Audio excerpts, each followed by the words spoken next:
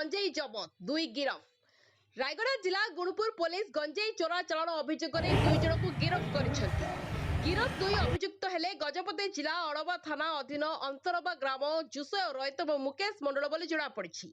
दुहे एक max pickup fan रे गंजेई आंध्र को चोराचालाण करुवा बेले गुणपुर पुलिस धरपगड़ कर गाड़ी को धरिबा सह 687 केजी गंजेई जबत करथिले।